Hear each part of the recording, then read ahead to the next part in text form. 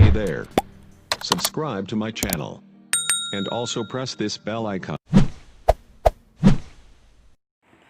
Bismillahirrahmanirrahim. Assalamualaikum warahmatullahi wabarakatuh. Kaifa halukum? Gimana kabarnya teman-teman? Apakah baik? Apakah sehat? Mudah-mudahan Ustaz doakan antum semua di rumah dalam keadaan baik dan sehat, ya. Amin ya Allah ya Rabbal alamin.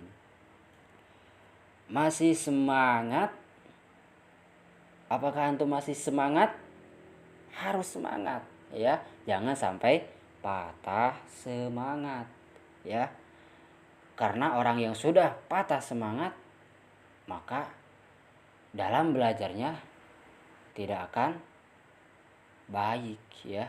Tidak akan baik orang yang tidak semangat. Dia akan ngobrol, nantinya dia akan tiduran, ya, bengong dan sebagainya. Orang yang tidak semangat. Kemudian teman-teman, tidak kalah penting, kita harus fokus, ya. Kita harus fokus. Karena ketika belajar dia main, ketika dia belajar ngobrol, ya, maka apa yang disampaikan oleh guru tidak akan masuk. Jadi harus fokus sehingga kita mudah menerima ilmu, ya. Insya Allah. Dan tidak kalah penting teman-teman, kita tanamkan di dalam hati kita, ya, setiap niat atau amal baik kita niatkan lillahi ta'ala, ikhlas karena Allah ta'ala, supaya apa yang kita dapatkan baik berupa ilmu dan apapun itu, ya, akan menjadi sebuah keberkahan hidup, ya, akan menjadi berkah, terus bermanfaat, mudah diamalkan, ya. Insya Allah. Kemarin kita sudah belajar tentang kisah Nabi Daud. Ustaz tegaskan kembali, ya, bahwa Nabi Daud memiliki mukjizat. Di antaranya yang pertama, bisa melunakkan besi dengan tangannya, ya. Yang kedua, Nabi Daud memiliki suara yang merdu, ya. Ada pertanyaan, teman-teman di sini siapa yang sudah belajar tadi malam? Ya, coba komen di kolom komentar. Saya menghafal, saya membaca buku VAI, ya. Harus teman-teman. Setiap pelajaran apapun, sebelumnya atau malamnya atau satu hari sebelumnya, kita harus persiapkan dibaca, ya. Kita langsung masuk ke materi selanjutnya tentang keutamaan malu, ya. Malu adalah sifat yang ada pada manusia. Nabi Muhammad SAW bersabda, al-imanu bid'un wa sab'una su'batan fa'afdaluha qawlu la ilaha illallah wa adnaha imatatul adza 'anit tariqi wal haya'u syu'batum minal iman. Yang artinya, coba disimak teman-teman, ya.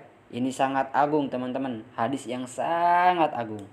Iman memiliki lebih dari 70 cabang, ya. Cabang-cabangnya banyak, ya. Iman itu yang paling tinggi adalah ucapan la ilaha illallah, dan yang paling rendah ialah menyingkirkan hal yang mengganggu di jalan. Dan malu termasuk cabang dari iman. Apa sih cabang, ya? Maksudnya ayat hadis ini apa, Ustadz? Nanti antum akan dipelajari ketika belajar akidah, ya, akidah akhlak, ya. Insya Allah. Kita garis bawahi teman-teman, dan malu termasuk cabang dari iman. Artinya orang yang sudah tidak memiliki rasa malu, maka dia sudah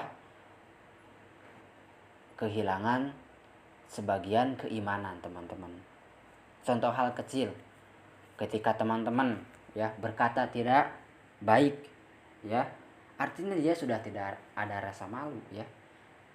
ya, baik terhadap Allah Subhanahu wa taala terutama atau kepada orang lain, apalagi berbuat buruk di hadapan orang tua. Kira-kira kita malu tidak? Malu. Kita berkata kotor, jorok di hadapan guru, malu tidak? Malu, ya. Maka begitu juga ketika kita bersama teman, maka harus dijaga perkataan, sikap kita, ya.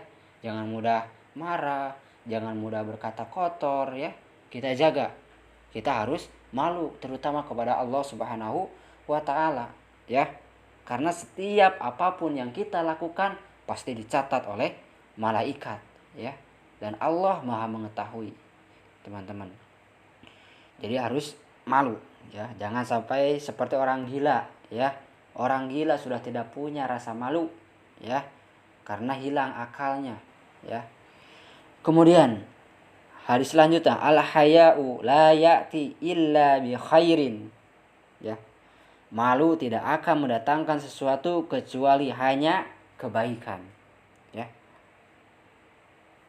Ketika kita waktu mendengar azan, maka dia segera, ya, mengambil wudhu dan berangkat sholat karena dia merasa malu kepada Allah Subhanahu wa taala, ya. Berbeda dengan orang yang tidak memiliki rasa malu terhadap Allah Subhanahu wa taala. Ketika mendengarkan azan, dia asik main game, dia asik main bola, dia asik bermain, ya. Kemudian teman-teman, ya, contohnya lagi, ketika dia di kelas, dia menjaga sikap dengan baik, dia menjaga tutur kata dengan baik, ya, karena merasa malu oleh Allah Subhanahu wa taala, ya, dan takut oleh Allah Subhanahu wa taala. Kemudian malu sama guru, malu sama teman, sehingga teman menjadi dekat, guru menjadi sayang, Allah mencintai kita, ya, karena rasa malu. Subhanallah. Maka milikilah teman-teman rasa malu. Milikilah rasa malu. Karena malu merupakan sebagian dari keimanan kita, kehilangan rasa malu berarti kehilangan sebagian iman kita, ya. Dan tidak sempurna keimanan seseorang jika tidak mampu menjaga rasa malunya. Menjaga rasa malu sama dengan menjaga keimanan kita agar tetap sempurna. Lihat, ya, akhwat-akhwat teman-teman, ya, di luar sana, ya, mereka tidak pakai kerudung. Karena apa? Karena tidak memiliki rasa malu, ya. Pakaiannya teman-teman, ya, tidak menutup aurat. Laki-laki teman-teman merokok. Terus ada lagi anak-anak yang pakai pangkas rambutnya tidak bagus, ya. Itu teman-teman hal-hal yang tidak baik. Karena apa? Karena dia tidak lagi memiliki rasa malu, ya. Apa sebabnya? Sebabnya mereka tidak belajar agama. Dia tidak belajar tentang ilmu agama. Maka kita harus rajin belajar ilmu agama, ya. Di antara sifat taat dan disiplin yang kita tidak boleh malu untuk menjalankannya, ya. Karena apa? Karena ada rasa malu yang harus kita hilangkan, ya. Kita hilangkan dalam artian kita tidak boleh malu dalam berbuat hal kebaikan. Di antaranya ketika menuntut ilmu, ketika belajar, ya. Kita jangan malu, teman-teman, ya. Ketika disuruh sama guru, siapa yang mau bertanya, langsung angkat tangan, jangan malu. Siapa yang mau menjawab, langsung angkat tangan, ya. Siapa yang mau maju ke depan, kita jangan malu, ya. Karena kita dalam kebaikan, karena kita dalam belajar, ya.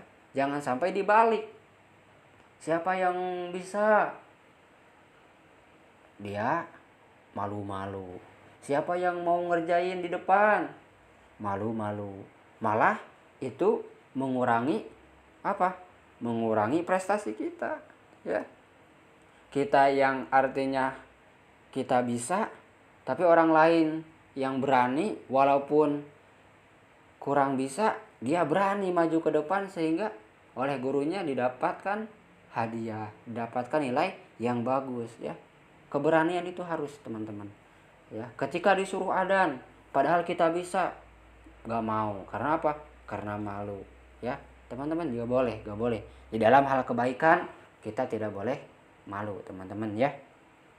Di antaranya yang A, taat kepada Allah Subhanahu wa taala, yaitu dengan menjalankan perintahnya dan menjauhi larangannya.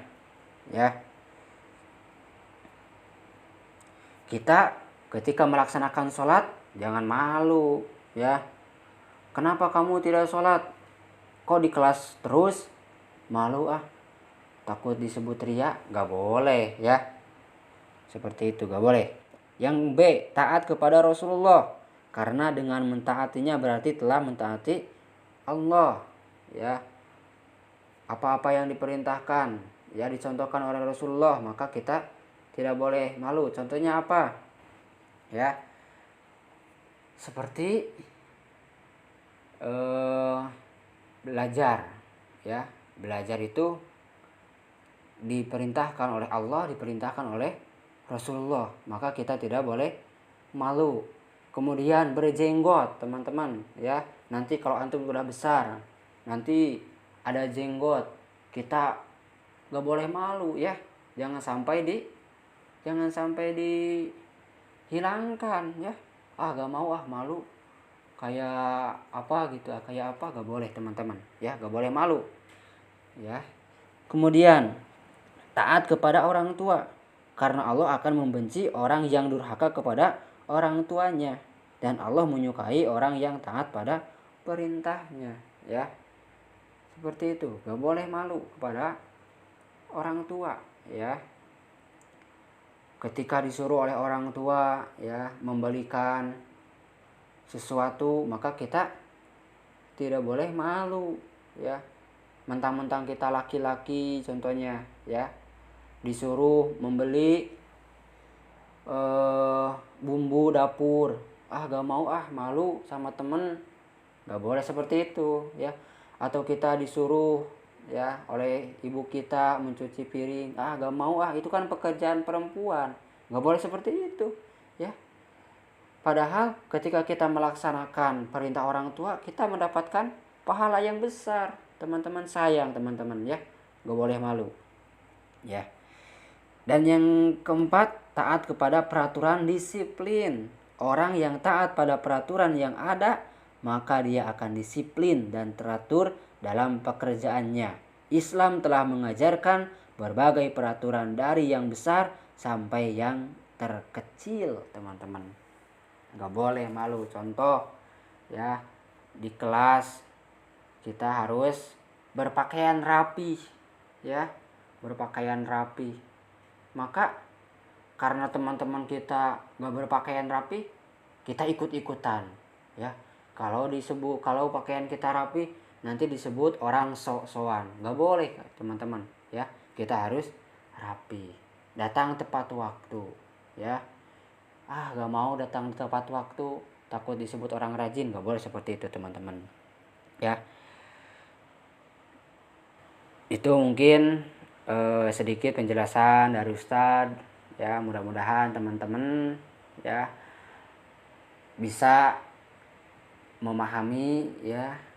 Kalau ada yang kurang dipahami boleh ditanyakan di grup diskusi ya.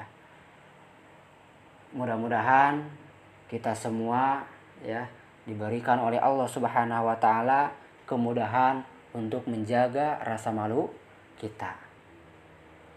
Mohon maaf bila banyak kekurangan, kesalahan.